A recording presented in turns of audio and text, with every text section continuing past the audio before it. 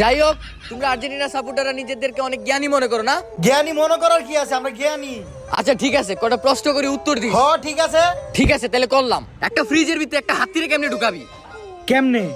হাতি তো বড়, ফ্রিজের ভিতরে ঢুকবো না। ভুল। বড় ফ্রিজ দরজা খুলবি ঢুকাই দিবি। এখন মনে কর এই ফ্রিজ একটা গাদারে কেমনে ঢুকাবি? আরে এটা তো সহজ ব্যাপার, ফ্রিজের দরজা খুলবো, গাদারে ঢুকাই দিব।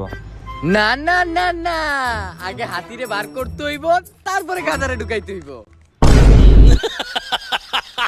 যা, এটাও পারলি না তোরা। আরেকটা প্রশ্ন করি। একটা জঙ্গলে একটা বানরের বিয়ে হয়েছে, সব পশু গেছে, কোন পশুটা যায় নাই? আরে এটা তো আরো ইজি। আমার মনে হইতাছে সিংহ যায় নাই, কারণ সিংহ যাইতো সবগুলারে খায় ফেলতো।